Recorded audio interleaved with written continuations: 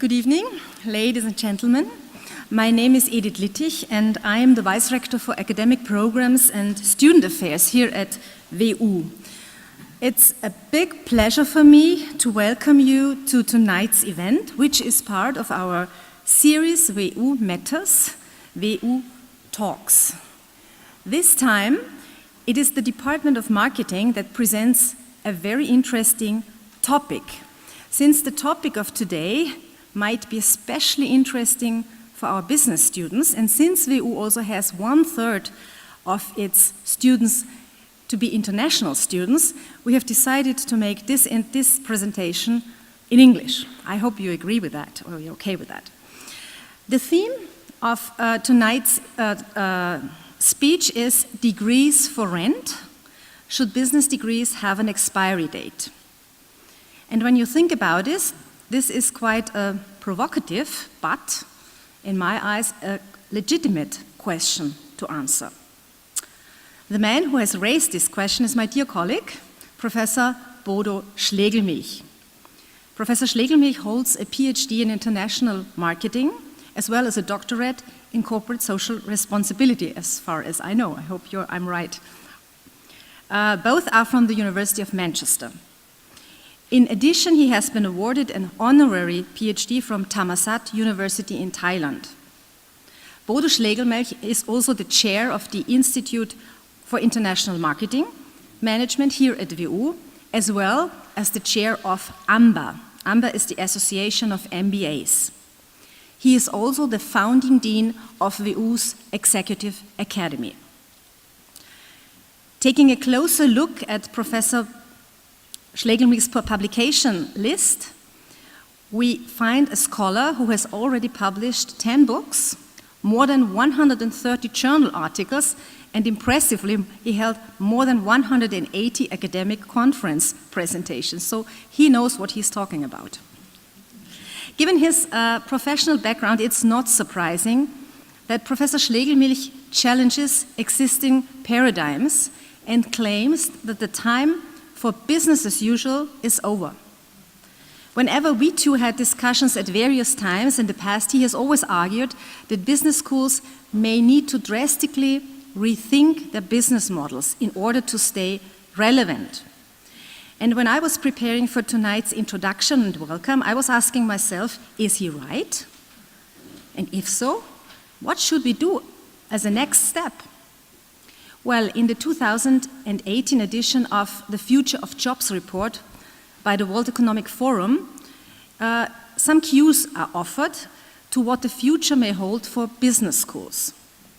First of all, we agree that skills of today do not necessarily correspond to the skills of tomorrow. We all agree that there is a hunger and a thirst for digital competencies. But does it mean that skills such as originality, creativity, critical thinking, and so on are becoming less important? Is it not the case that these skills will be even more important? Other skills, however, will be losing relevance. The question will be how to identify skills that are of lesser importance in the future. So how does all this translate into an action plan for business schools? It could mean that the time has come for a serious reassessment of what we teach and to what extent the skills acquired at university prepare our students for future professional challenges. For instance, one of our partner universities, the Norwegian Business School, has an ongoing project aiming at systematic innovation of its teaching and learning strategies. As part of this project, the university has come up with very different scenarios for how it sees the education in the future, the business education in the future. And I think they are right. We must start asking important questions such as, who will be our future students? Or what will our future students need to learn? How can we integrate new technology into teaching and learning? Do we need new competencies for our teachers? Who will be our competitors? And last but not least, how will we get students? Although these questions do not seem like rocket science, it is definitely a new approach for many universities, given the fact that numerous, especially undergraduate business programs, are rather narrow than broad. They are not paying enough attention to the abilities and skills actually sought after. And I think we have to look at that very seriously. In this line of reasoning, business schools claiming to be relevant actually must enrich its curricula by broader social sciences and humanities. Given all that, I am personally, and I'm not saying this only because I'm the Vice Rector for Academic Programs, I'm really personally very confident that WU is and will stay relevant, since multi- and interdisciplinary programs have been part of our DNA in the past and still are. I wonder if Bodo Schlegelmilch agrees with me that our actual program portfolio is not above and beyond expiration date. But I'm looking forward to what you have to say about that. Welcome, all of you. Welcome, Bodo. The floor is yours.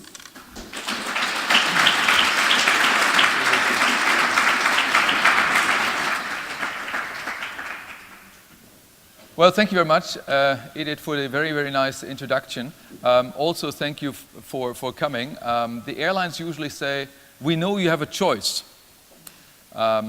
You know, when they say, I know we have a choice, you know we have a choice, they're normally lying because we don't have a choice, but you have a choice because you could be in the Prater somewhere, enjoying yourself, etc. So I'm really thankful that you're here. Before I start, I would like to acknowledge also the incoming Vice Rector, who is Tatjana Opitz from ex-IBM, I should say. She had a formidable career at IBM. And she will be actually responsible for digitalization. So there's hope. You know, there's hope. We have, you know, I was wondering, but there is actually hope for that. Okay, good. Also, very pleased to have my wife here, my son, and various friends. So that is very nice to have. So, without any further ado, WU matters. You know, there's a dot behind that, not a question mark. So WU matters. This is interesting. So what am I going to talk about? Basically, Edith already said that somehow or the other, we are, in a way, influenced so much by changes that the industry as a whole, as well as business schools, are affected in a way which is completely revolutionary. People talk about paradigmatic changes and use similar things. So what I'm going to talk about is I would like to try and look into the future. Now, as you know, looking into the future is strange because by definition we can't do it. So I'm actually setting myself up to fail to a certain degree, but we'll talk about that a little bit. That will be the first point, only a very brief one.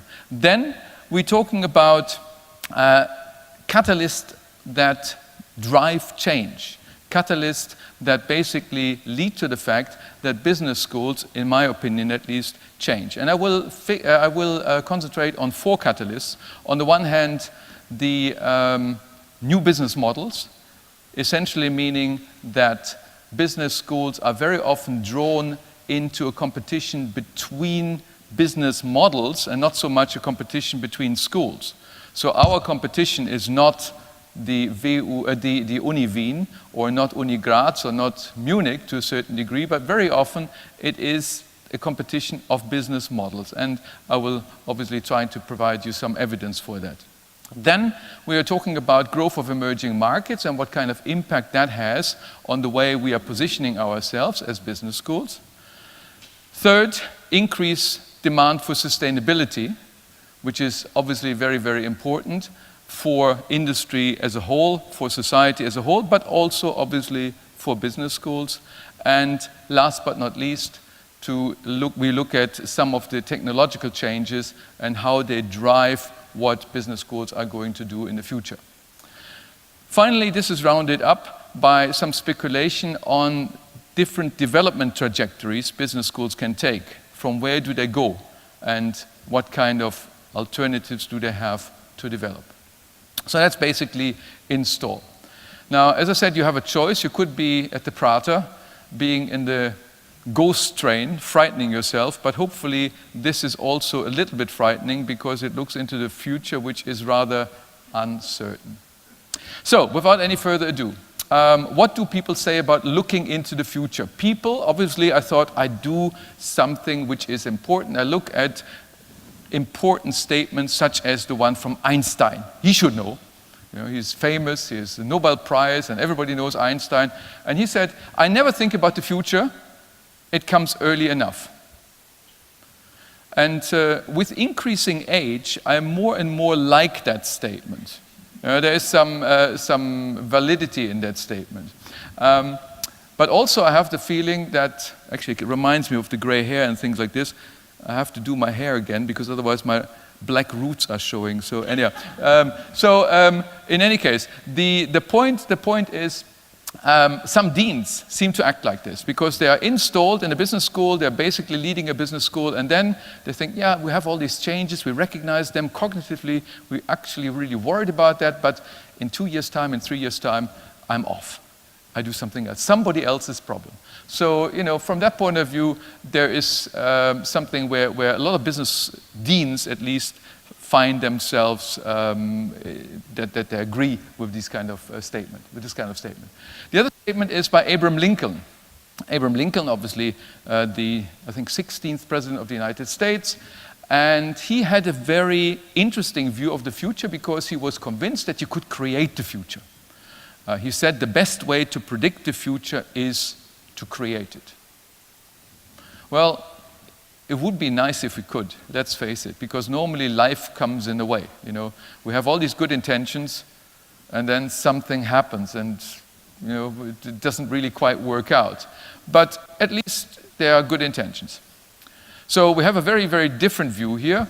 Einstein basically saying, don't touch it, don't think about it. Abraham Lincoln, create it. And then, of course, we have Peter Drucker.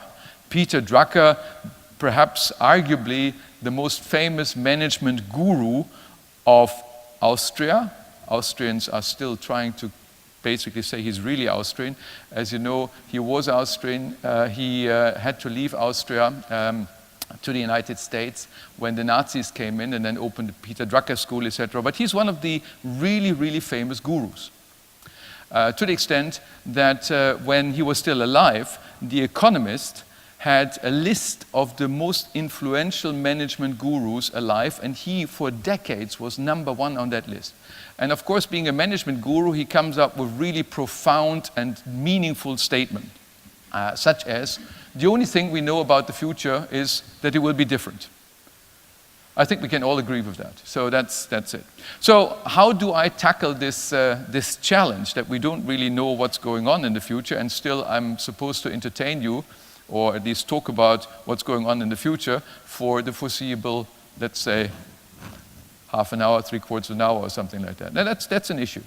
So what we can do is we can look at signals, we can look at trends which are already existing and try to extrapolate them and try to speculate what's happening if they become stronger. That's what we can do, and that's what I'm going to do. So, without any further ado, I will look at these 4 catalysts of change, and what I'm going to do is I'm going to jump between an industry perspective, a general industry perspective on the one hand, and an education perspective, a business school perspective on the other hand. So that people who are bored about education can at least enjoy the industry part, and people who don't enjoy the industry part can at least focus on education. So theoretically there should be something in for everybody. So let's talk about new business model to start off with. The environment we're facing at the moment is characterized by business model competition, and that is such an overused word, business model competition. What does it really mean? Essentially, what I'm talking about here is that very often the competition is not between, for example, different stores, between different stores selling washing machines, different stores selling clothing, etc., but it is between the way you do it, the way you approach business. So Amazon, for example, approaches business completely differently from a store which is in the high street. So the competition is between different ways of doing business, business model competition. Or think about traditional SMSs, texting, and compare this to WhatsApp. Are you still using texting? Nobody is using texting.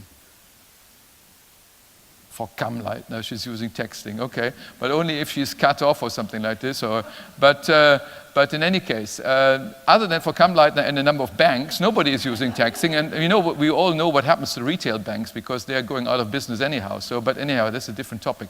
So hardly anybody is using texting, or look at social media and newspapers.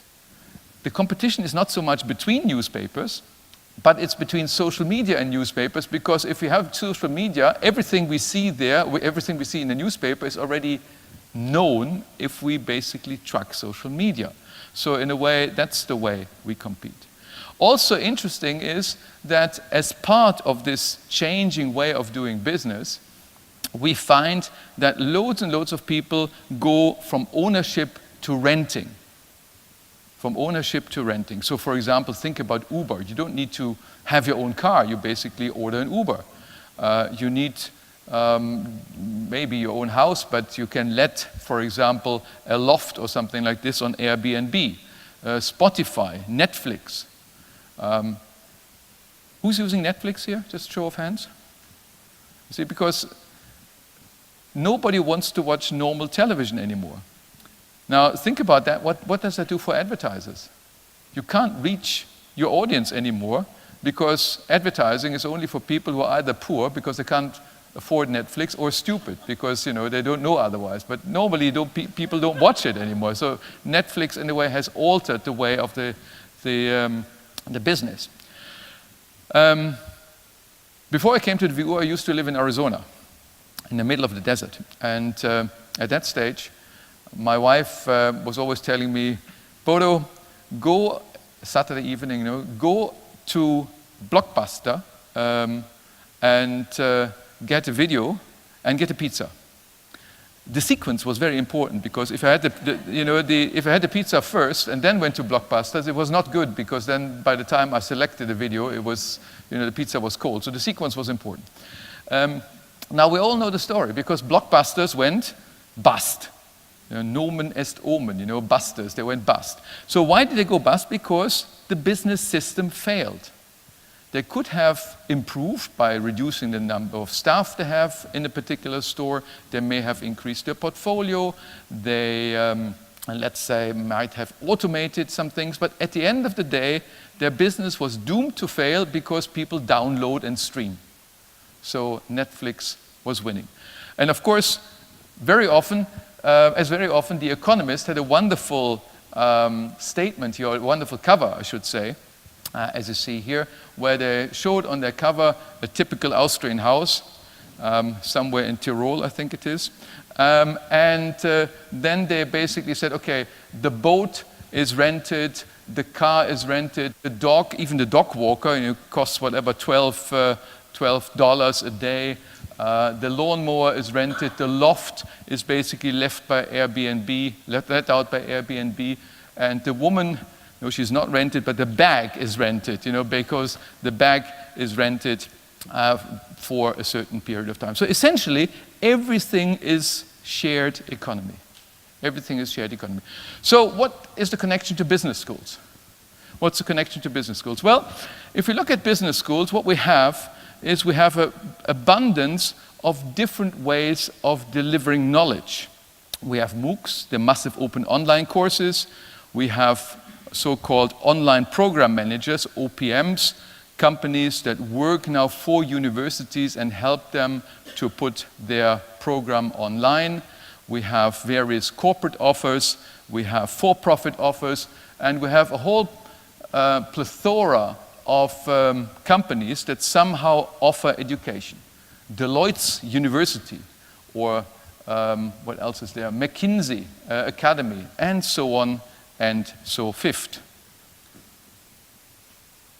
Or fourth, maybe, and so forth. You know that somehow in English we haven't really talked about the inflation in language, which we sometimes leave out, and some people might talk about and so fifth instead of and so forth. But anyhow, this is a side issue. So let's talk about corporate.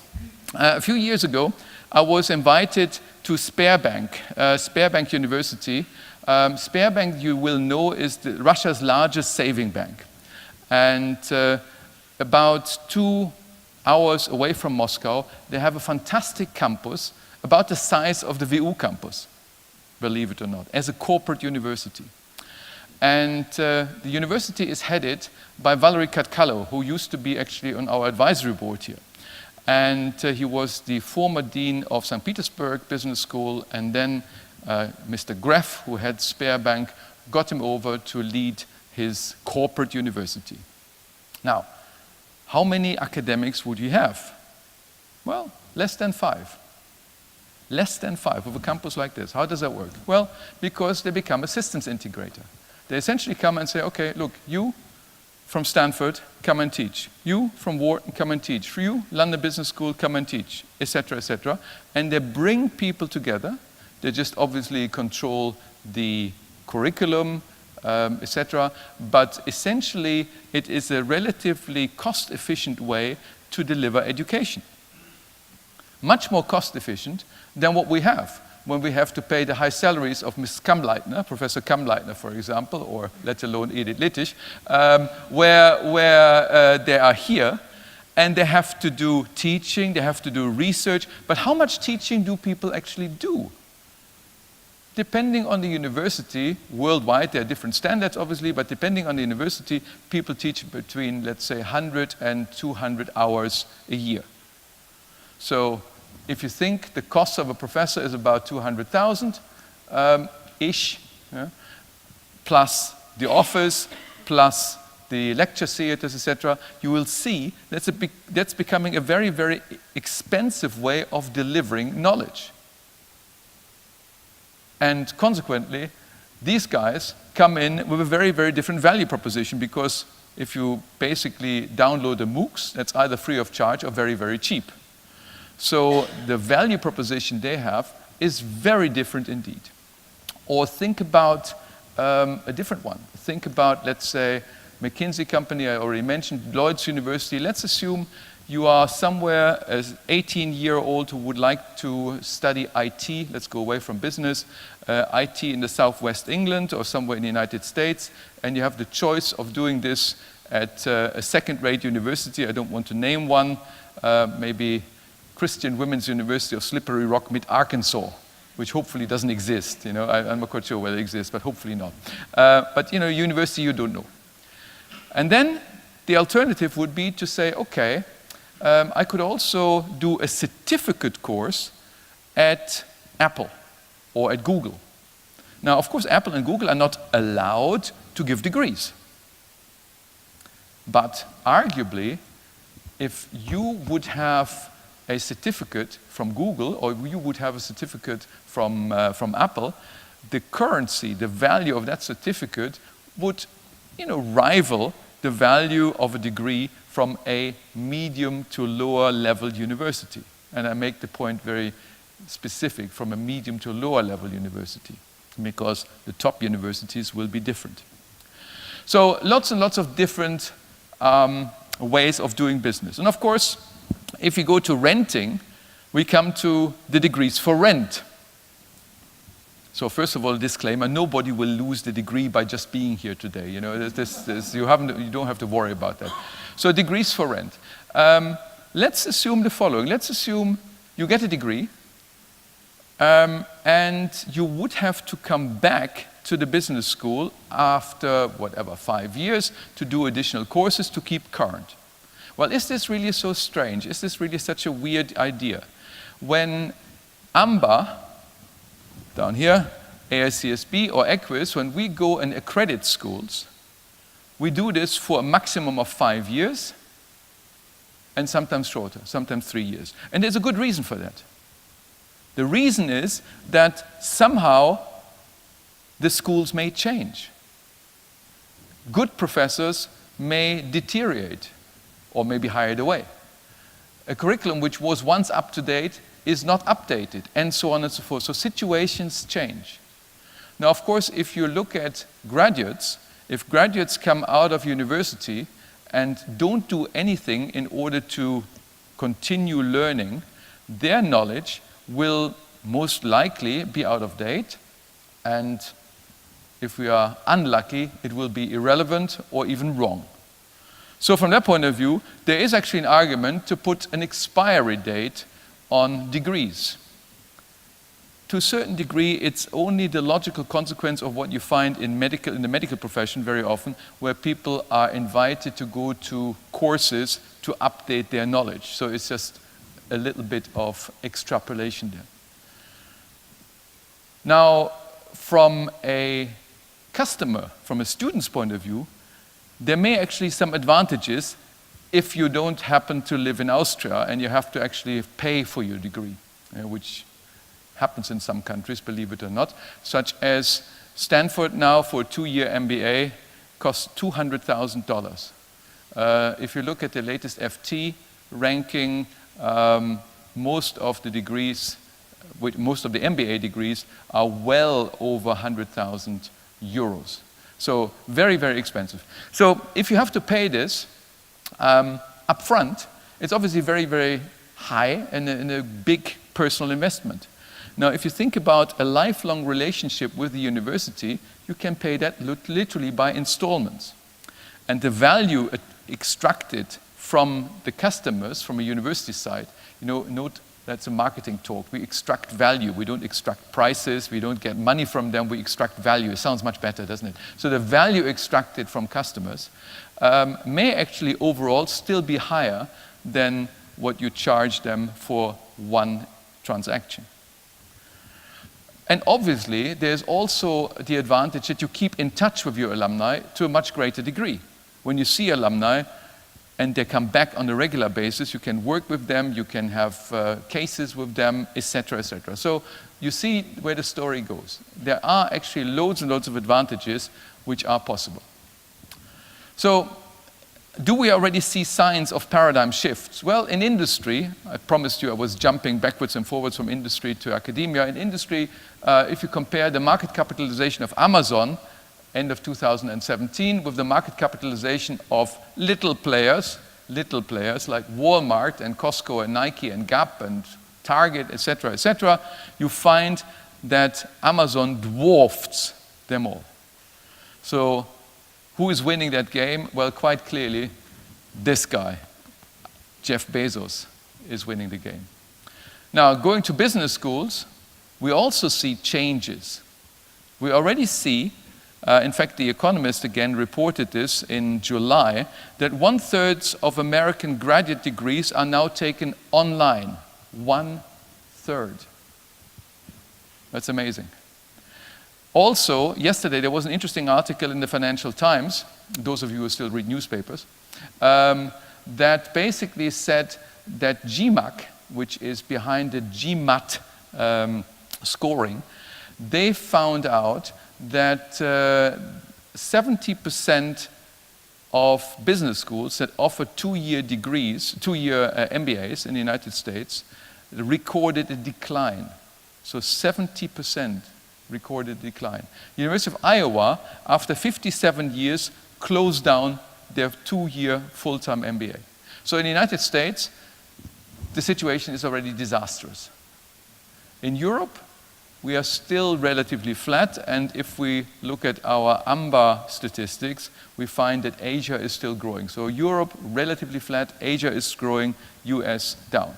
But then again, the system is slightly different because US, we have a predominance of 2-year MBAs, which are long and which are primarily targeted to very young people, whereas here we have obviously a target in the MBA business, which is very often executives and they're older. But point is, we find that already there are indications that the system is shaky. So let's have a look at the second point, growth of emerging markets. More and more, we will see company names, brand names like Haier and Infosys and Media and Huawei, etc., coming onto the European market. And I don't know, IBM may already compete with Infosys, who knows. We have been with our students to Tata Consulting in Bangalore, to Media in Guangzhou, etc. Media, nobody ever knows. most likely your microwave oven has been produced by them because they're an original equipment manufacturer, and if you have a Krupp's or a Siemens or something like this, very often produced by media. So hardly any own brands, only in emerging markets. Here in Europe, all OEMs. But anyhow, more and more Asian brands are coming onto the market. So emerging markets as competitors in general become more and more important. Allow me one side remark in terms of emerging markets, because we're always talking about emerging markets, and in reality, very often, what we really ought to say is that we need to talk about re-emerging markets.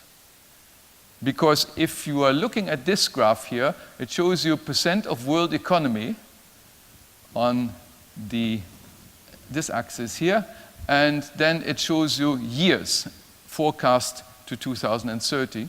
And essentially what we find is different areas of the world. You find Western Europe, this color here, then US, sorry, that's not Western Europe, the US, Europe in blue, etc. So if you look at, let's say, roughly till here, 1700 and a bit, nothing was happening in the US. You know, they were just sitting around their campfires waiting for buffaloes to come in and fall into the campfire by mistake, and then they had something to eat. But you know, there was no contribution to world economy, zilch.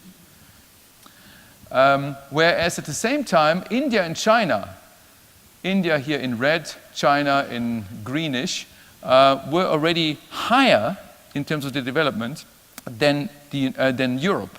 So very, very highly developed. And the rest is history, because then what we see is obviously China going down, India is going down, America is coming up, Europe reached its heyday before the First World War, and then United States and Europe are going into decline. China and India are coming up. So if we are precise, if we are real, we should be talking about re-emerging markets and not emerging markets if the time span is wide enough. But anyhow, that's only a side remark. So in terms of business schools, what we have is, again, a proliferation of business schools, which you don't presumably, well, I would say not you, but large majority of people will not know. Some people will know. But Norbert will know because he has been there, etc. So if you look at this, earlier this year I was, for example, at Antai College, Shanghai Jiaotong, because they went through their AMBA accreditation.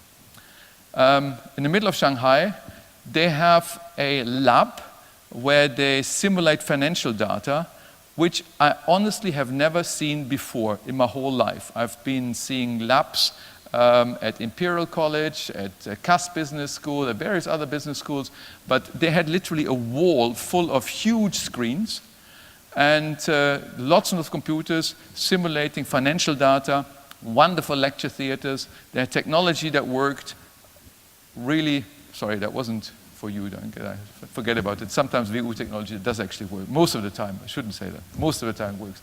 So, wonderful school. Or think about Zhejiang University in Hangzhou. My institute just went into a collaboration with them on the One Belt, One Road initiative. Very good university, one of the top 3 in China.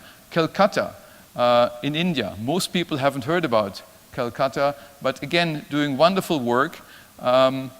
We have a trustee from Calcutta on our management board at AMBA, and so on.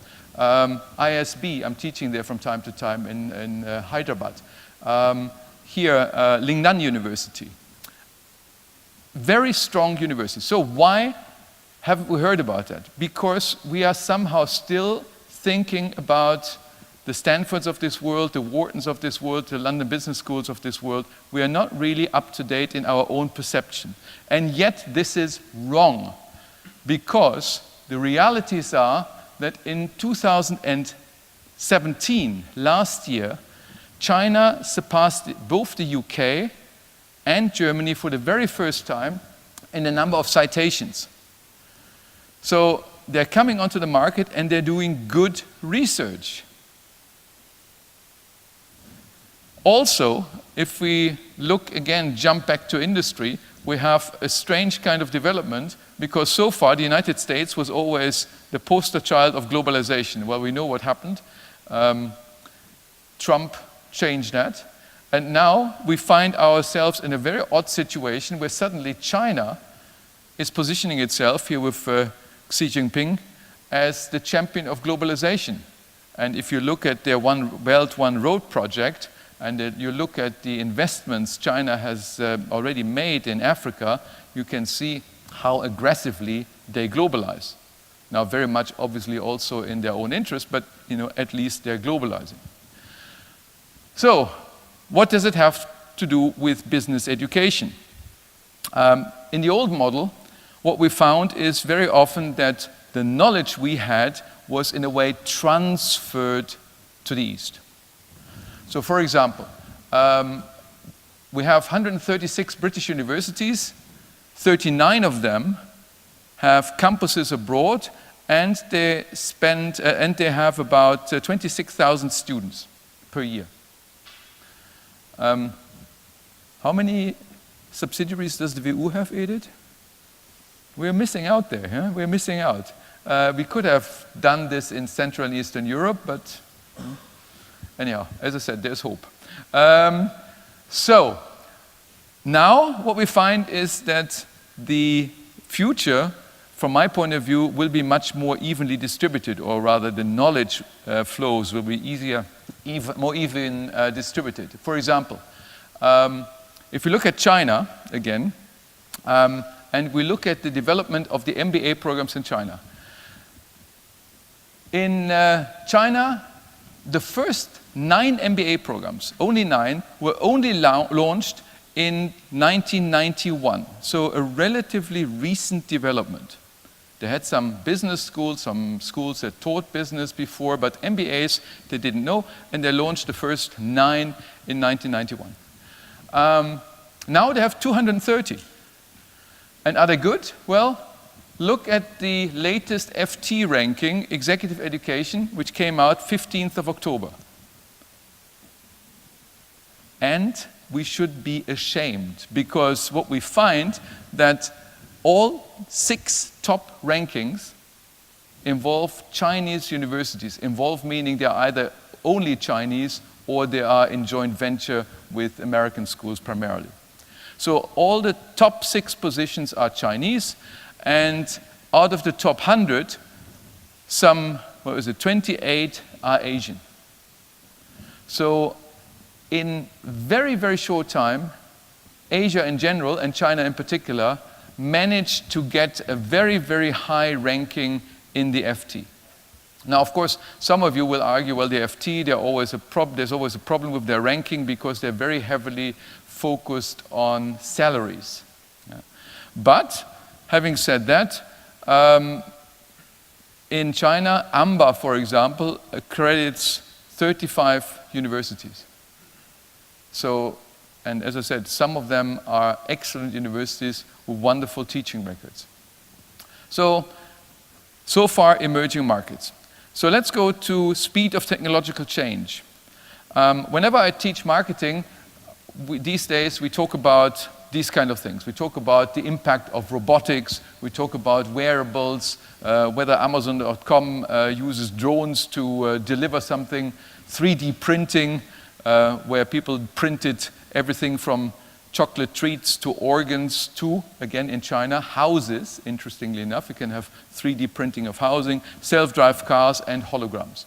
So this is something which is very, very dear to our heart when we talk about changes in our environment, in our business environment.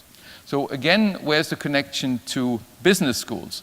Now, first of all, students are somehow strange these days. We have a couple of students here, don't take it personally, but they want to learn wherever, whenever, wherever, and however it best fits them. So the idea that you are a student and you have to come at a certain time to a certain lecture, you have to find a parking space or whatever, is somewhat alien, because they really deserve more flexibility. So do we deliver this? Well, in business, we see signs that paradigm shifts have started. This is a typical assembly line when you look at cars. In education, also a number of issues. Actually, I want to show you a film.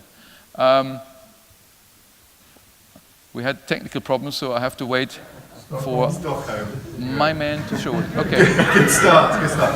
Welcome. Could you tell us what you're seeing at the moment? What parts of Stockholm you're looking at? Well, I can obviously see you on one monitor. I can also see the audience on another monitor. And then I have a third monitor that actually see myself, so that I don't walk out of frame and destroy the illusion of the hologram. But I'm looking into a 4K camera, just a standard 4K camera. Almost all of the equipment that we're using is off-the-shelf equipment. I'm surrounded with some lighting to illuminate me, because of course I'm coming to you as pure light.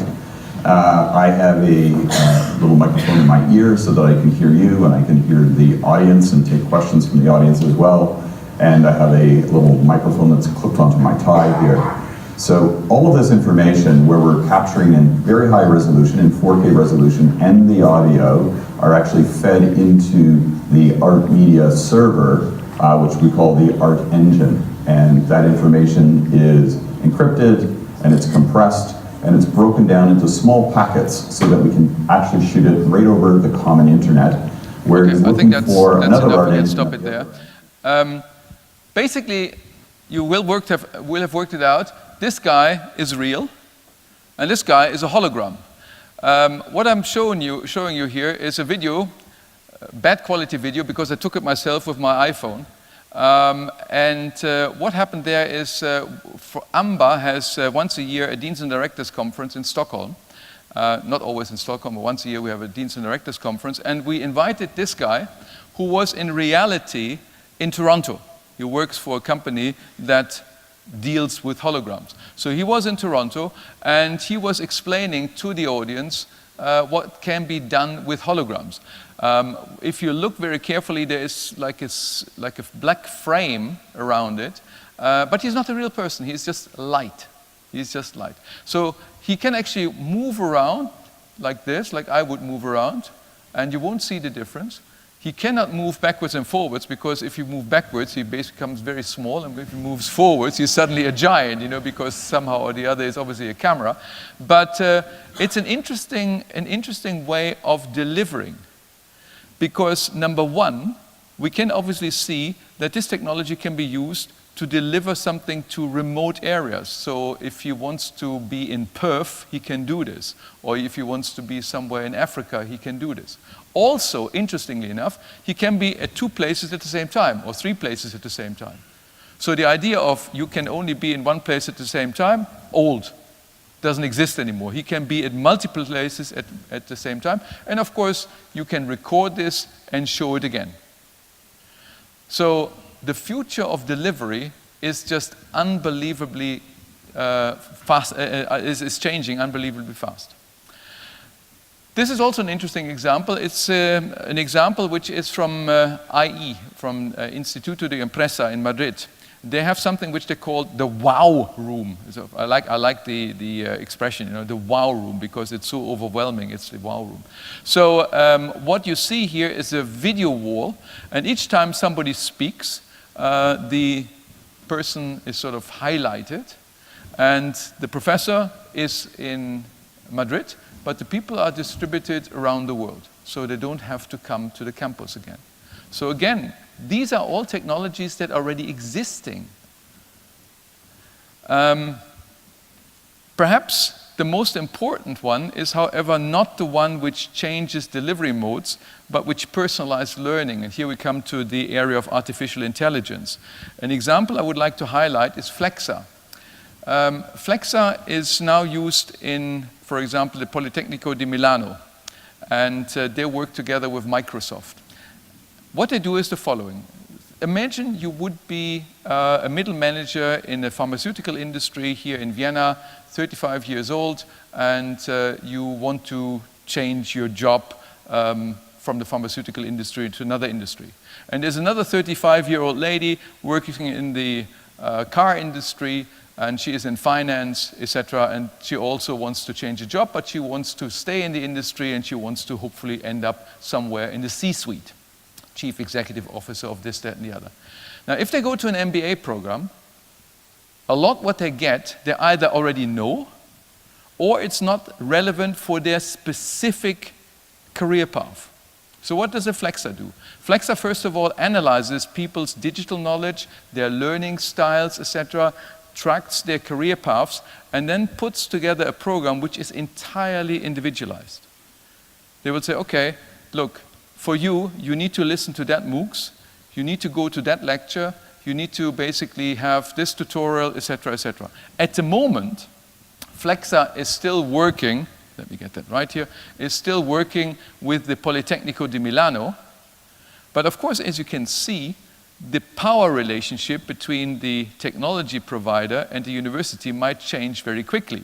Because while Flexer is at the moment still recommending that you go to Politecnico di Milano to do certain lectures, they could easily recommend that you say, okay, hang on, you go to Bocconi or you go to Vienna. Why always in Milano?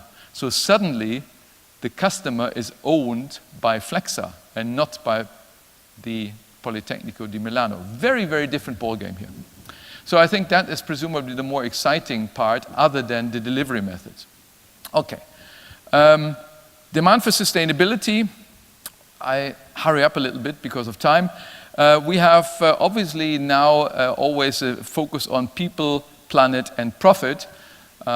Interestingly enough, we had a professor talking, a potential professor talking, who was going for a job, and he was only talking about profit, and this was not really in his view when he talked about KPIs, performance indicators. But in any case, people, planet, profit is something which is more important for industry, increasingly important for industry.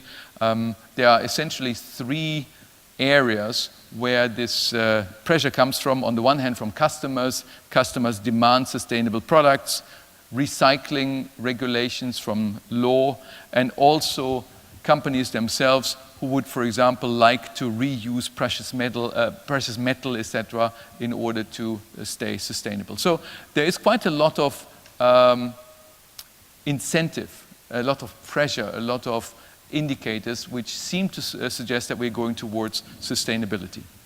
So how does it apply to university? Well, in university, we have to do the same. To the extent when we look at the university, we meaning AMBA now, the Association of MBAs, we look at the curriculum of the university, we look at their institutional conduct, research integrity, etc. So what are we looking at? In terms of, for example, the curriculum, one of the things which is important is, well, do they actually have things like this, outreach programs? Do they actually do something for the community they're embedded in, or not? Do they have CSR courses or not? How do they teach these kind of things? So curriculum is scrutinized. The institutional conduct is scrutinized. For example, are there codes of conduct? Are professors allowed to do endless consulting instead of being at the university? Now, some consulting is good because then they keep track with, keep in touch with reality. But if they only do consulting and neglect their jobs, not good either. So how do they regulate it? What about transparency? Interestingly enough, the dean of Temple University was recently fired because he manipulated data on student admission. Basically, student rankings were based on GMAT scores, on their GMAT scores, and Temple University systematically over a number of years inflated them to get higher rankings, and that came out and he was fired. So obviously things like this happen as well. But also a positive example here, we should not only be negative. WU is putting great emphasis on green campus, and we, for example, use geothermal energy from groundwater. Or look at research integrity. There's the question of ethics in research, more stringent quality control.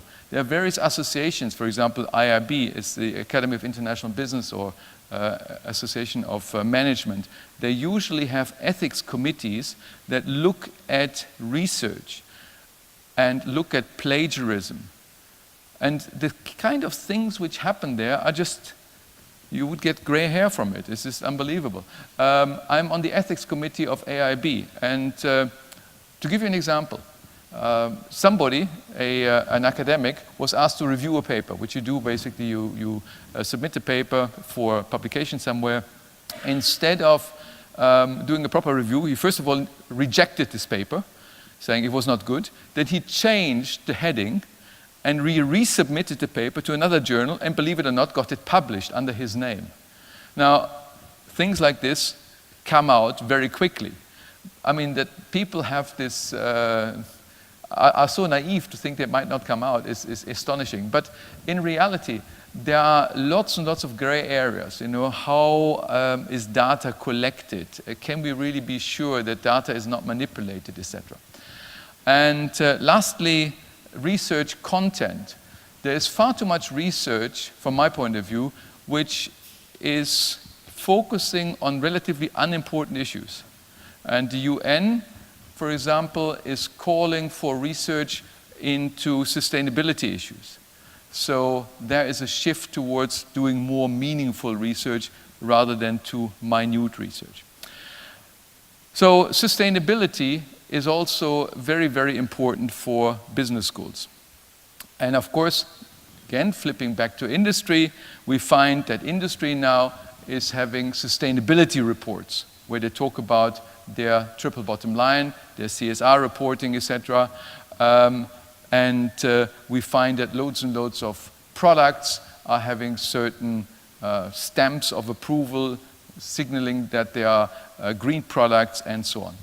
For business schools, of course, you have a plethora of business education, of journal articles, of books, which are suddenly talking about accountability, we talk about ethics, etc. Sorry, I shouldn't forget my own book. Marketing ethics, and so on. Very important. You know, I wouldn't be in marketing if I wouldn't do that. So basically, a lot of literature has changed towards CSR topics.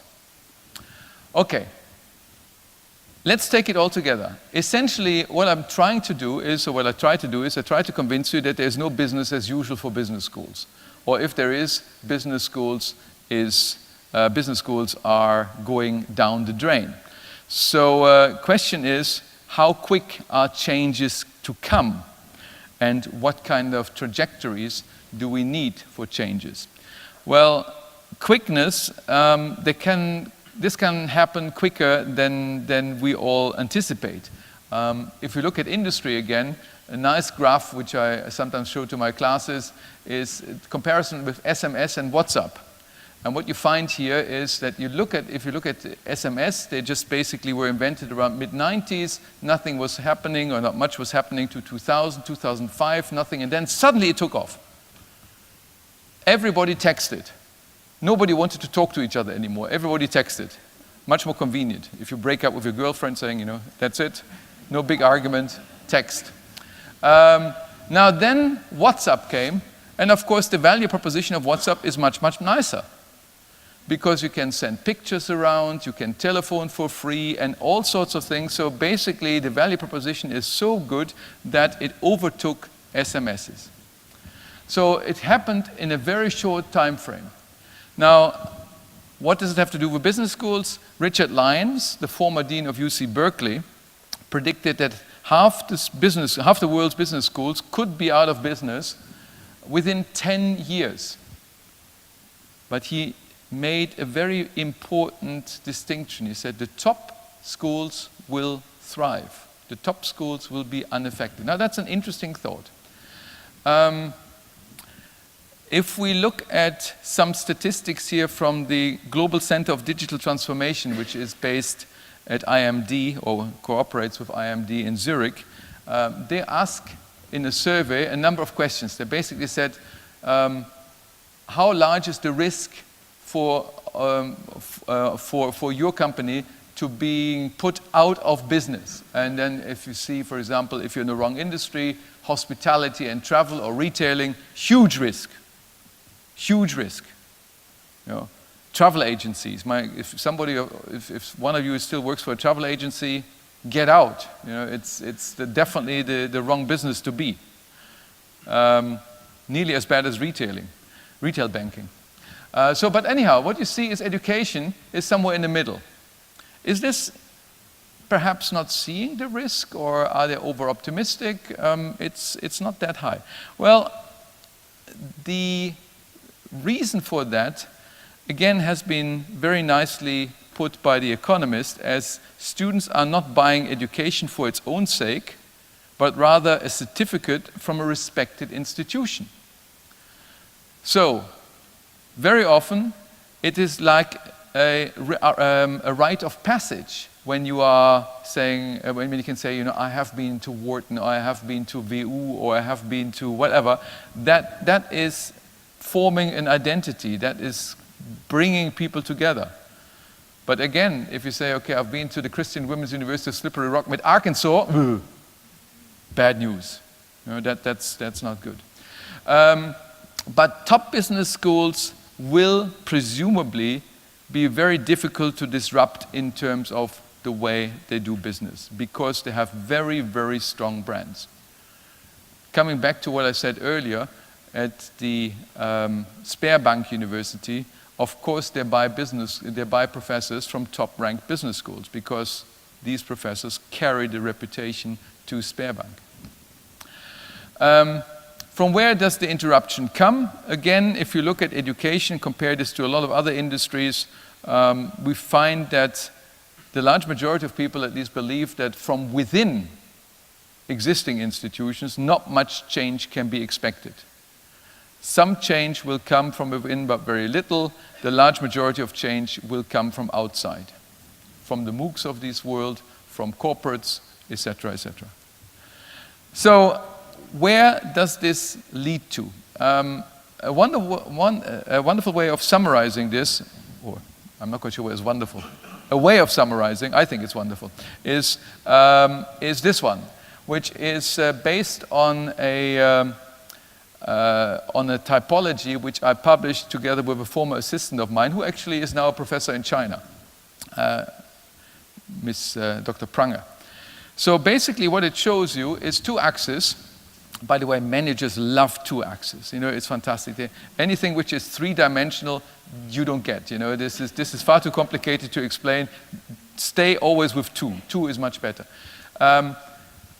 So one axis shows change. Small incremental change versus transitional change. And the other one is which particular part of the university or of the body of the organization is actually affected. Is it only business unit or the corporation as a whole? And you see some examples there. For example, if you have little product or process improvements, it's a transitional change only, and it clearly only pertains to this one particular product. So let's relate that to the universities. Changes in teaching and delivery method, like blended learning, where we ask students to do some learning before they come to course, or flipped classrooms, where a lot of work is done outside the classroom, live cases, etc. They are affecting certain programs, or they may be affecting only the executive MBAs or something like that, but they're not really pertaining to the entire university. On the other hand, far more fundamental changes can be seen, for example, if you look at Imperial College London. They introduced recently an online global health master. It's a business school that does that. And they had 10,000 inquiries from 170 countries for 75 places. And they work together with Coursera, which is one of the providers of MOOCs. So that is already a very, very big change. Much more so than here. Now, if you look at corporate level, we find that a lot of business schools, a lot of universities in general, are now worried about the future. And what do you do if you're worried about the future? You cluster together, you come together. So, typical example here in Helsinki, in Finland, you had a merger in 2010 between Helsinki and the University of Technology, School of Economics, and the University of Arts and Design in Helsinki. These three institutions came together, formed Aalto. In the UK, not too long ago, Ashridge, wonderful, very historic management college near London, had a small MBA program, but was providing a lot of management education, was taken over by HALT, International Business School, very international, in loads and loads of different countries. And the first thing they did is, obviously, they axed the Ashridge MBA and put in the HALT MBA. So Ashridge MBA is dead. So here you obviously have something where the change is transitional, but it is affecting the entire corporation. Why only transitional? If they continue doing the business the way they do, they teach the way they have always taught, they show a little bit of a few videos and a little bit of blended learning, but nothing fundamentally changes, it's still only transitional. So, what is happening here? Radical business model changes. This is ultimately what we presumably need. The question is, how do we get there? You know, do we get there very quickly? From which direction? How long does it take? And what is it? Well, degrees for rent come in here, because that would really change university. If you would get a degree, God, what an awful thought, I realize that, for the students, but let's say, if you would get a degree and you lose it after 5 years, and unless you come back, that would really change the way universities operate. And my personal belief is it would actually change it for the better, because it's better for the students, for the alumni, and it's better for the university. So in order to decide which trajectory to take, deans of business schools have to think very hard and have to think very hard about a series of questions. For example, they have to solve a number of dilemmas, such as, how do we deal with new forms of competition? The MOOCs. Do we produce our own MOOCs? Do we cooperate with people? What about systems integrators like corporate universities or the university in Bled, complete systems integrator, where Ms. Perk, who is the rector there, puts together a number of academics and gets them to teach, but a very small existing staff. So how do we cope with that? Secondly, how do we cope with emerging competitors from Asia? They change the competitive landscape completely. Are business schools able to make good use of new technologies? What is the best technology to incorporate? Are we really developing into a situation where we only have hologram professors that are in 3 places at the same time? Can business schools incorporate sustainability topics into their curriculum without losing focus? Now that bit, without losing focus, is important, because we can't only teach sustainability, we can't only teach CSR, we are a business school, so profit counts. But we have to have the right mix. Can we do that? And what's the right balance? What's the right focus? What is the optimal change directory for which type of business school? And lastly, should business schools offer degrees that carry an exploration date? Well, if you're not happy with any of these, you can also do the following, as suggested by Martin Parker in The Guardian earlier this year, who said we should bulldoze down all the business schools. That would also be a solution. I'm somewhat less radical here. Thank you very much. That was it. Hopefully a little bit of food for thought. And I'm very much looking forward to your questions. Thank you.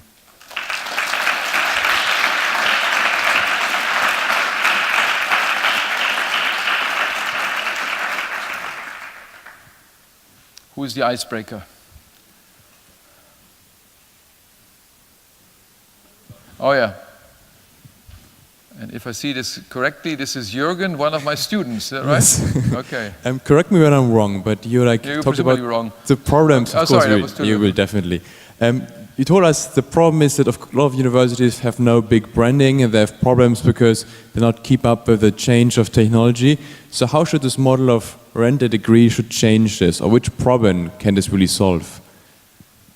Well, it does not solve the problem for all business schools. We have, depending on your count, somewhere between 10,000 and 13,000 business schools. Interestingly enough, nobody knows the exact number, which is also quite interesting in as far as that a lot of business schools have branches somewhere abroad, or they give their degree in a franchise system and somebody else is delivering them. But if you look at, let's say, the universe of 10 to 13,000 business schools, I still believe even if they would go to degrees for rent, a lot of them would go out of business because it doesn't help the lower bit at all.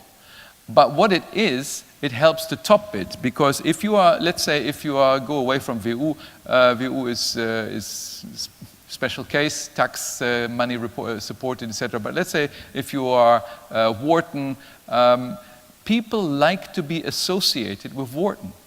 They like to say, I am one of the Wharton alumni. I am always coming back to Wharton. I am in a program where every so and so often I meet with similar-minded alumni and we discuss issues, etc. That is actually giving the students a lot of kudos. So from the top, it will create a much better rapport with the students, a much better, a closer relationship to alumni. But you're absolutely right, it is not the panacea for changing or for rescuing all the business schools. So you pay basically, and that's the reason you come back to university and stay in touch, or is just the money? Well, I would hope that the reason to come back to university to stay in touch is that you want to gain knowledge, but of course you have to pay for it. Yes.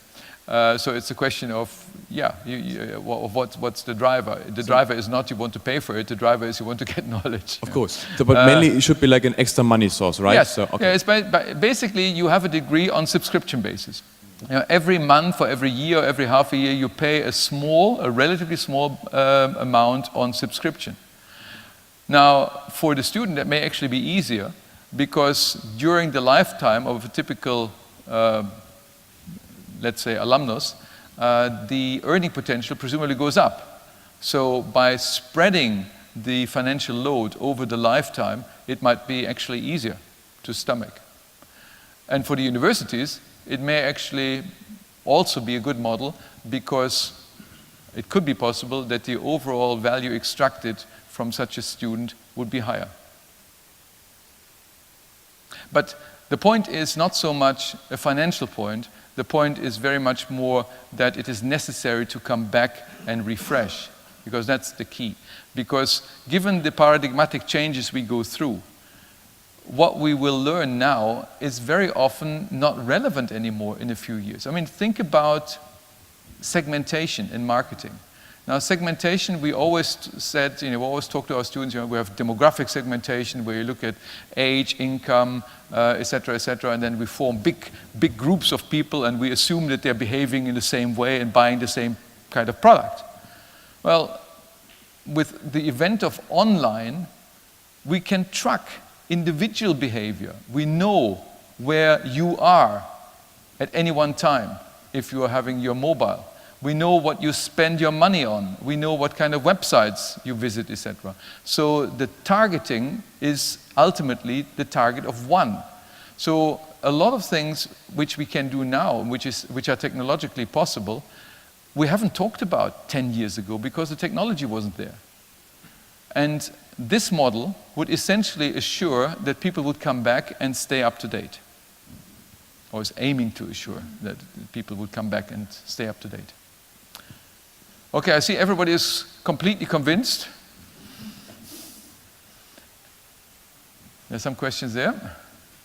Of course, keeping up with the latest knowledge is very important, but I think it's not always so easy to keep up, because if you have a full-time job, for example, you can't just tell your boss, sorry, going back to university for half a year. Or how long does it take to renew your degree, for example? Well, first of all, I have to say this is a system which doesn't exist. Yeah, so I'm just completely speculating, and I'm putting into the room a possibility. So I can't tell you what the exact intervals are and how long you have to be there, etc. It's more the principle of the idea that, like in the medical profession, you need to go back in business as well and say, okay, what's new? You know, what are the technologies in 3D printing which influence my business? You know, can I perhaps change my delivery system? What are the technologies in terms of, I don't know, drone technology? Is that relevant for me, or is it hyped up? So these kind of issues. And because you're always going back to your alma mater, you're always going back to university, the likelihood that you actually continuously develop is higher, and the interventions are shorter, to the extent that you don't have to take 2 years out or 1 year out to do an MBA. You come over a long weekend, or you come for a week and do something, and that is possible.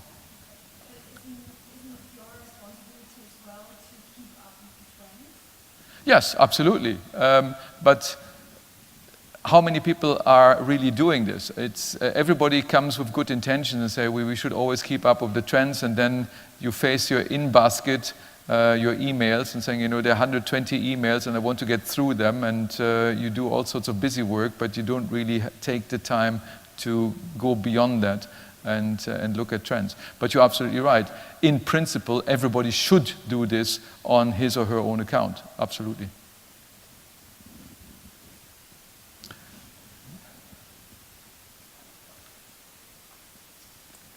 Don't you think that to some extent it should be the company's responsibility to train their employees, rather than using resources to send them back to university? Or should they collaborate somehow to train their employees? Well,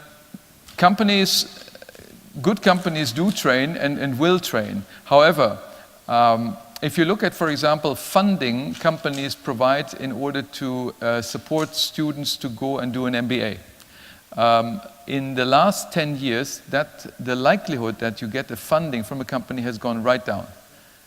So from that point of view, companies become very short-term. They don't want to invest long-term. Many companies don't want to invest long-term in, for example, expensive MBA programs, to the extent that they say, okay, you know, we've just financed her to do an MBA, and now she's gone because she finds a different job, she finds a better job, or, you know, just something else.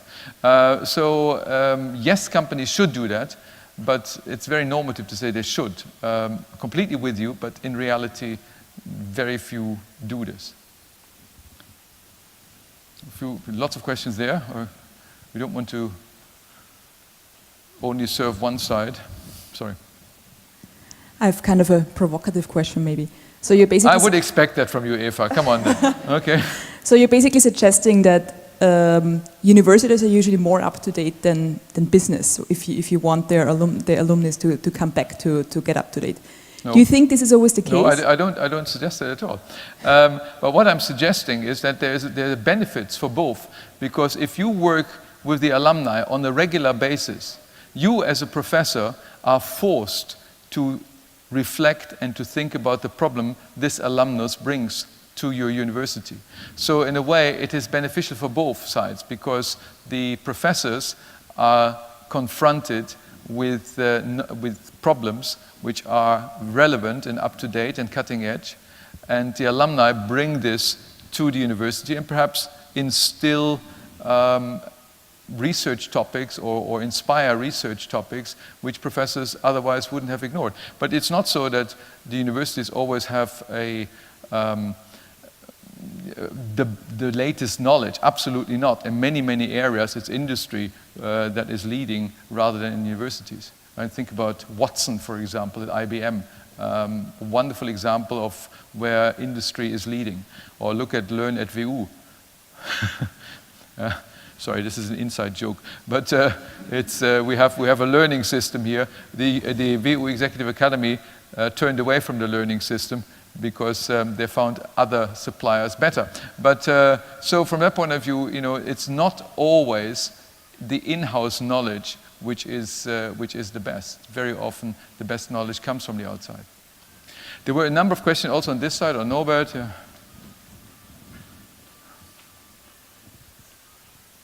My question is related to your view on the value chain of the learning updates, and what is the weight of the human interaction, face-to-face human interaction, that would be part of these refreshments in the future?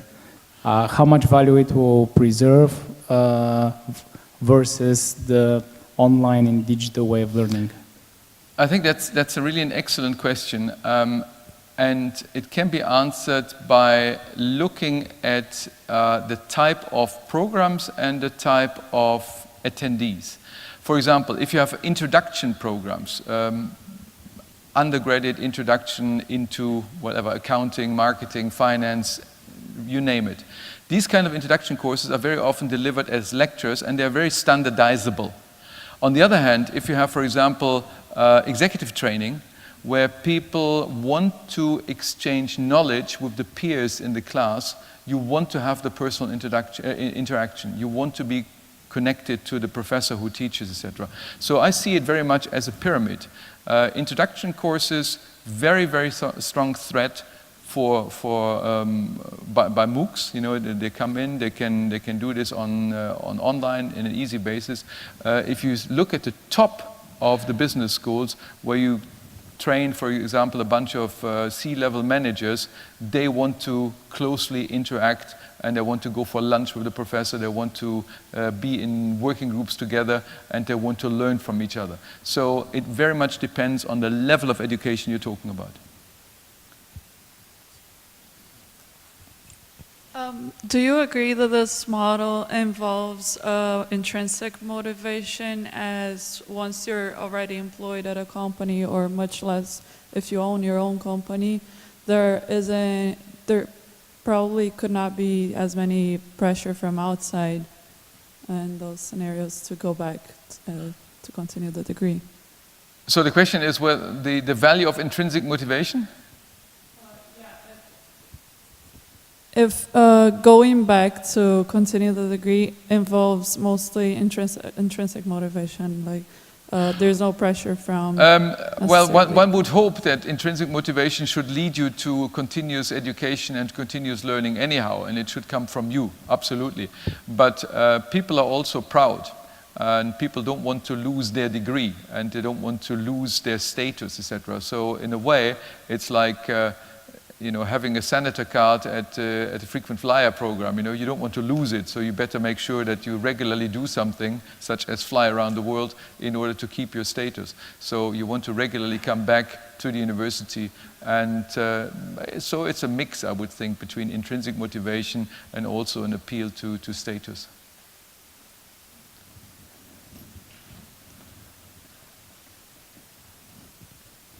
I think when offering a degree for rent, basically most people would fear to lose their degree. After a few years, if I do not keep up, if I do not go back to university, I will lose my degree. So it's negatively associated. Wouldn't it be much better to give some positive incentive to go back to university, such as by offering, I don't know, a new degree, such as a continuous Bachelor of Science, something like that? Wouldn't that be a much better approach to have people engage in continuous education?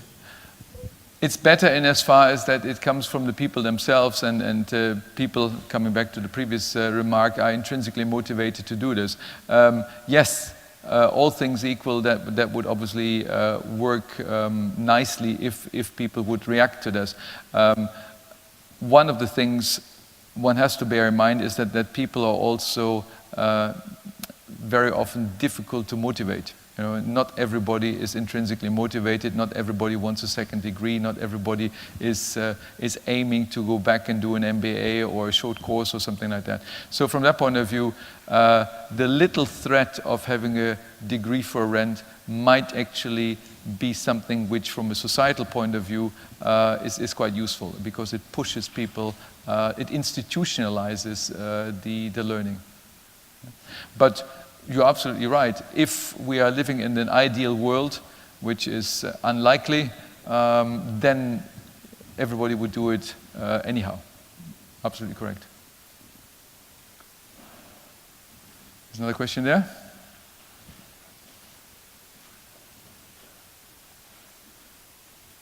Just following up this argument on the intrinsic motivation, I think definitely it will be hard for the majority of the people to follow this intrinsic motivation.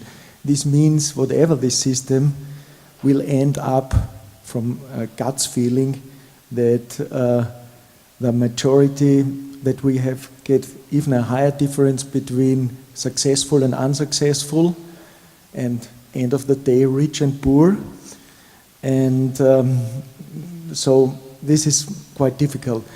Coming to another argument, what I would ask is, I think that this concept is very interesting, but how could we manage in this concept that lifelong learning means also that you sometimes change completely your direction.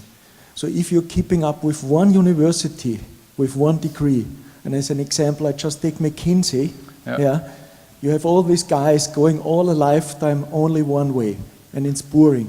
And really the successful people often change. So there should be a system, how can we manage this? That we change all of a sudden completely. I mean, you find people who do change careers, and I have to say, Norbert is one of my former MBA students, so he knows that. We had people who came from the pharmaceutical company, for example, and went out and now head a charity and so on and so forth. So very often these kind of educational intervention lead to the fact that people react on or reflect on their situation and change. And of course, if a university is and a business school is wide enough, they will find ways of to facilitate that. Universities that are embedded in, or business schools that are embedded in big universities are particularly good at that. If I think about, for example, Imperial College London. Imperial College London, a relatively small business school, but embedded in a very high research-oriented environment in terms of technology, in terms of the medical school, etc. They offer a lot of courses which are boundary bridging, you know, where they bring in medics to teach in the business school, they bring in engineers to teach in the business school. So again, if a university is capable of doing that, that will give them a competitive advantage. Okay, I think I've exhausted you. Sorry, I don't want to... One last question. Okay, one last question, then rien ne va plus, as we say in Serbo-Croatian. Can I just ask you, in principle, it sounds good that we're willing to interact with education constantly, but it puts just one-side pressure, because it's the pressure on the student that they constantly need to learn and study. So what kind of tools are you willing to implement to make sure that this is not just another marketing strategy for universities to make money and constantly bring the students? Because then, hypothetically speaking, they're always in the business, and they will be in the business because students have no choice and continue the education. So where's the pressure on the quality of the study and the quality of the lecturers and their own development?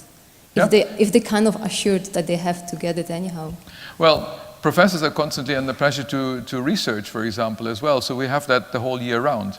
So from that point of view, not much of a difference. But obviously, you are right. I mean, from a university point of view, there are also financial advantages, potential financial advantages. But I think we reduce the issue too much by looking at it too much through the financial lens, because the advantages are much more in the constant exchange between science, business professors, and alumni. And both of them will, from my point of view, benefit from this constant exchange, because their topics will change, they learn from each other, and they develop together. Right. I think we'll call it a day. Now you can go to the ghost train and really get frightened. I hope I didn't frighten you too much. As I promised, nobody loses the degree, and I hope that it will give you something to think about. Thank you very much for coming.